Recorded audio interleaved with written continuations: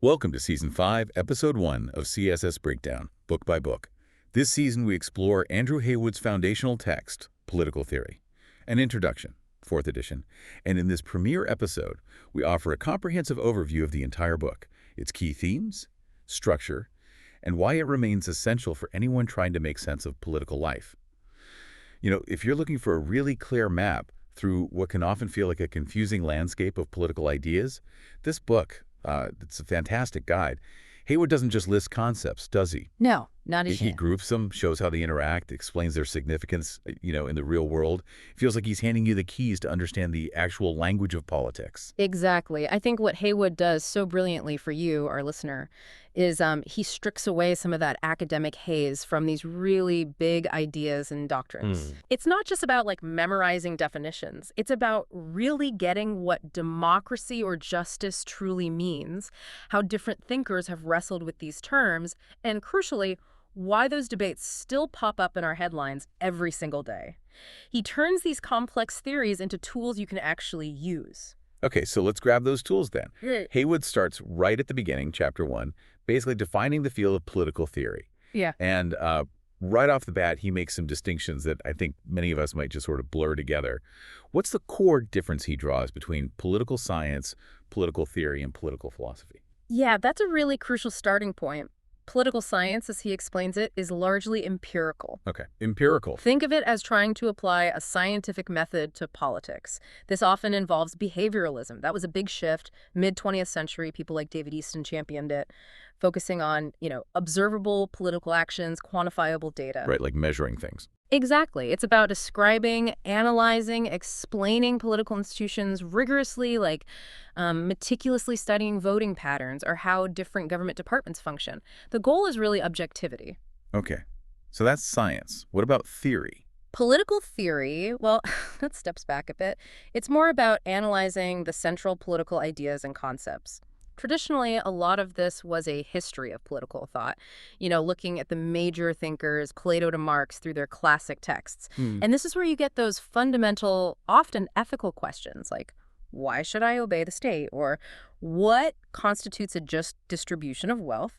There's also something called formal political theory, which is interesting. It uses abstract models, often borrowed from economics, like rational choice theory. Oh, yeah? Yeah, trying to understand how political actors might behave if they were perfectly rational, almost like building a mathematical model of political decisions. And the third one, philosophy.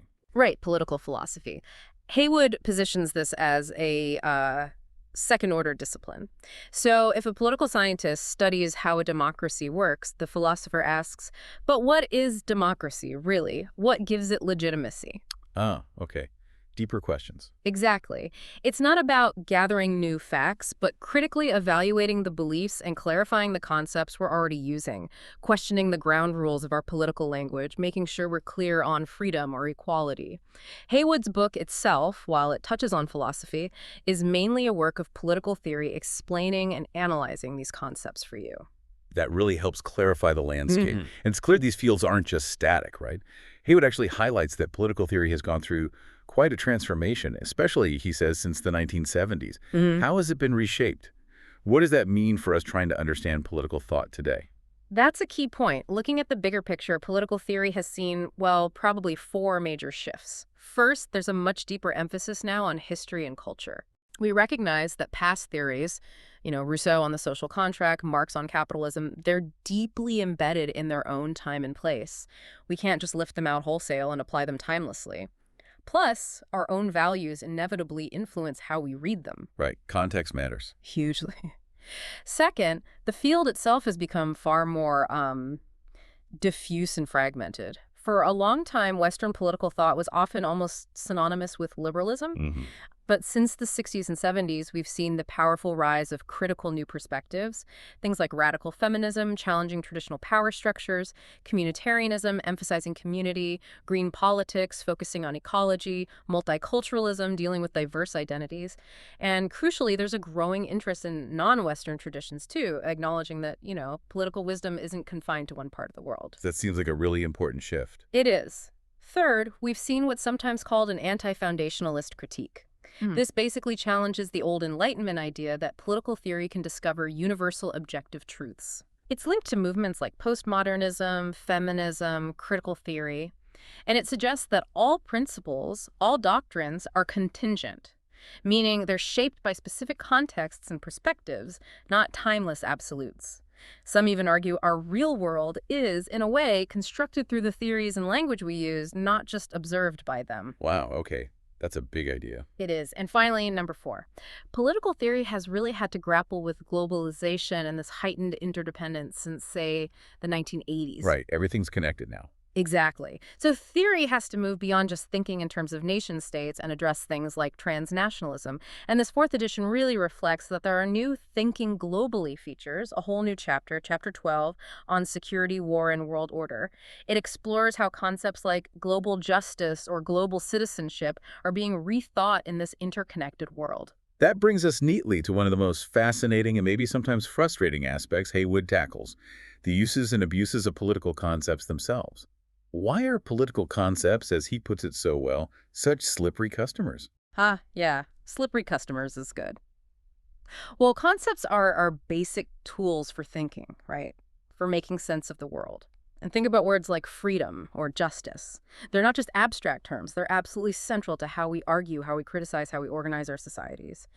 But they come with these inherent difficulties. Such as? Well, one big challenge is just disentangling facts from values. We often try to separate normative concepts, the ones about values, what should be, like justice, from descriptive concepts, the ones supposedly about facts, what is, like power or authority. But Heywood shows how even those seemingly descriptive concepts are just loaded with values. Also. Take authority. You can describe who has authority, sure. But you can't really separate that description from a value judgment. A conservative might see strong authority as essential for social order, a positive thing. Whereas an anarchist. Exactly. An anarchist sees authority as inherently oppressive, a negative thing. So even a supposedly descriptive term, like authority, is almost always viewed through an ideological lens. Just agreeing on the word doesn't mean we agree on its meaning or its implications. So it's not just about nailing down a definition, it's about understanding that our underlying beliefs fundamentally shape what these words even mean to us. Precisely. And that leads directly to this idea of essentially contested concepts, a term from the philosopher W.B. Galley. Okay. Galley argued that for certain core concepts, things like power, justice, democracy, freedom, there just is no single neutral definition possible.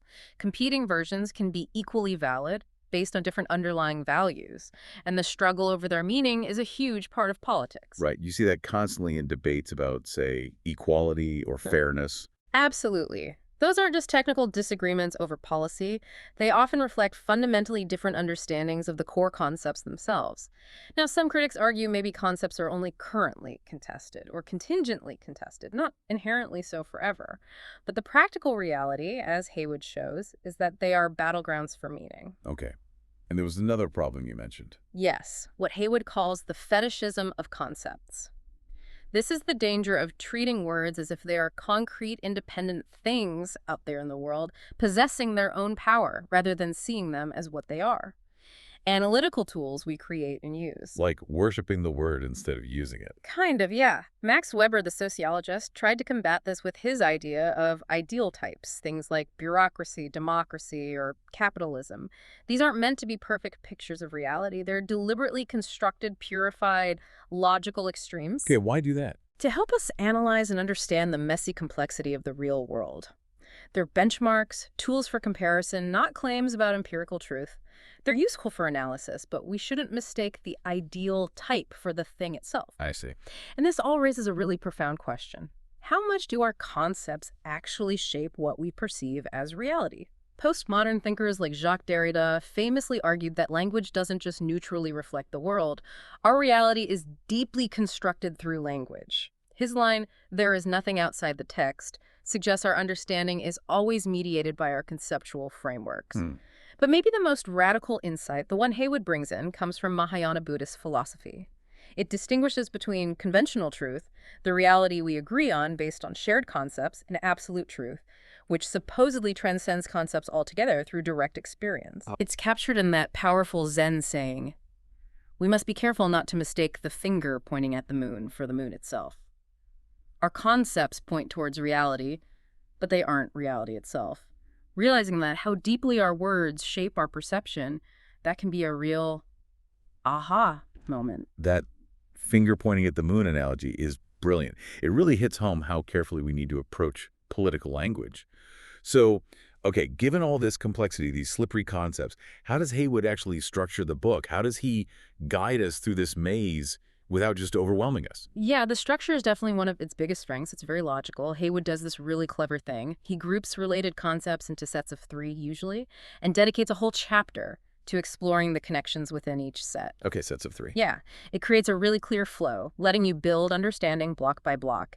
He starts with what he calls foundational concepts. That's chapters 2 through 5. These tackle the absolute bedrock debates. Chapter 2 looks at the individual versus society, ideas about human nature. Chapter 3 defines the scope of the political itself, politics, government, the state. Chapter 4 dives into sovereignty, the nation, and that concept we mentioned, transnationalism, so how rule is configured across territory, and that's where you see the expanded global focus in this 4th edition. And Chapter 5 explores how influence works and how it's justified: power, authority, legitimacy. So that's the foundation. Got it. What comes next? Then the next chunk, chapters 6 to 10, delves into what he calls recurrent political debates. These are the enduring themes that just keep coming up in political life. Okay. Chapter 6 asks the big one, who should rule? Looking at democracy, representation, the public interest. Chapter 7 explores law, order, and justice, the nature of law, justifying punishment. Chapter 8 discusses the individual's relationship with the state, rights, obligations, citizenship. Chapter 9, which got a big update for this edition, explores freedom, toleration, and identity. This really reflects modern debates about the politics of difference, gender, multiculturalism. Yeah, very relevant. Definitely. And Chapter 10 tackles the distribution of wealth and resources, equality, social justice, welfare, how society decides who gets what. Okay, so foundations, then major debates. What's the final section? The final set, chapters 11 to 13, addresses wider issues and themes. These push political theory into more contemporary, broader challenges. Chapter 11 is about political economy property, the market, planning. Chapter 12, that significant new one in this edition, is crucial for international politics. It focuses on security, war, and world order, moving beyond just national security to human security, analyzing old versus new wars, different models for global order. Really bringing it up to date. Absolutely. And Chapter 13 rounds it off by reflecting on political change itself, using the lenses of tradition, progress, and utopia, and thinking about the link between theory and practice. That is a truly comprehensive journey. And beyond just the chapters, Heywood packs in a lot of additional material, these boxed features. How do they add to the book? How do they make it even more accessible? Oh, they're absolutely vital. They add so much depth and texture. Each type of box offers a different kind of insight. You've got the tradition boxes. Okay. These introduce you to the major theoretical approaches or ideologies, liberalism, Marxism, feminism, conservatism, and so on. They're like different lenses people use to view the political world. Understanding these helps you see why different groups might have such conflicting views on the very same concept. Right, seeing the underlying framework. Exactly. Then you have the thinker boxes. These are great, concise biographies and summaries of the significance of major figures in political thought. Gives you that crucial context for who developed these ideas, from ancient philosophers right up to contemporary thinkers. Quick, impactful insights. Useful snapshots. Very. Then the thinking globally boxes. These are a key innovation for this 4th edition, as we mentioned. They specifically look at how political ideas are being rethought because of globalization. How do concepts like governance or democracy function beyond national borders?